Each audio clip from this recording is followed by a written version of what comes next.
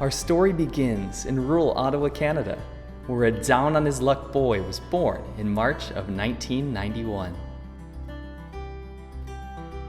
Born to an Armenian mother and a French-Canadian father, Slocum Rosenberg was your average boy. At least at first glance.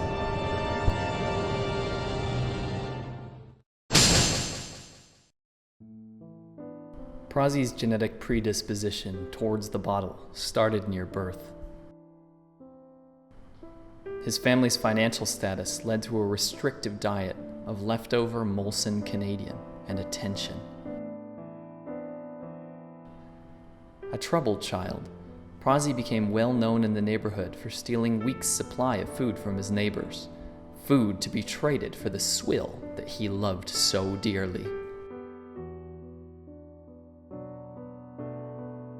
Little is known of Prozzie's childhood between the ages of 5 and 12, but sources tell us that he was never enrolled in school, and all education received was from the hard streets of Ottawa, Canada. Although jumping from house to house, Prozzie was never able to hold a job, and he was forced, out of poverty, to move to Nova Scotia in search of beaches and bounty. Trying to fill his belly, Prozzie studied meticulously the ways of the lobster trapper. But without the education needed and a shrunken frontal cortex from childhood alcoholism, he couldn't understand that lobsters, despite having legs, lived in the water.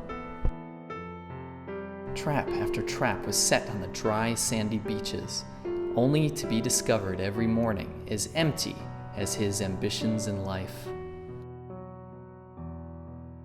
Not to be discouraged, Prozzie made a small-time living from collecting the empty bottles of the elixir that led to his destruction.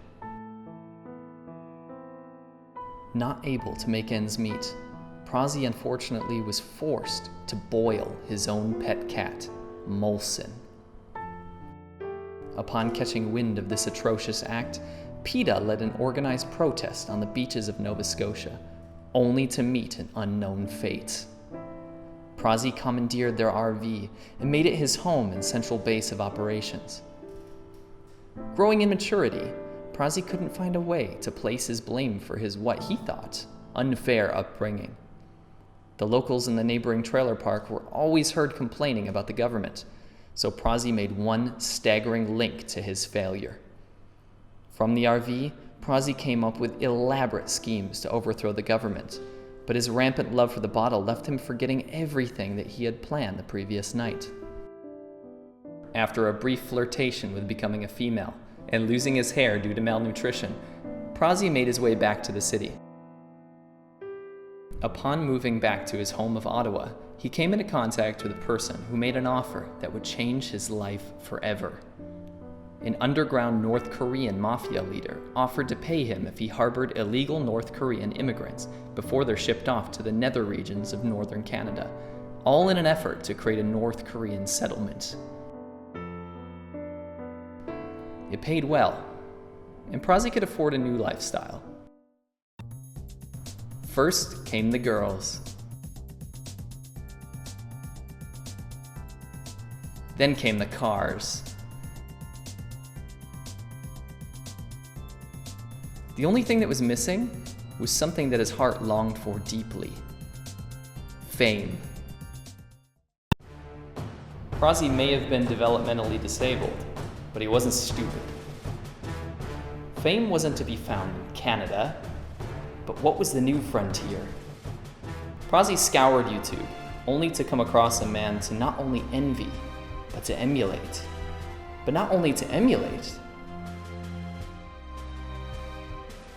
but to eliminate. Prozzie took his first available flight to Henan Province, People's Republic of China. There he would spend 1 year training his Mandarin skills in order to overtake his revered rival, Sea Milk.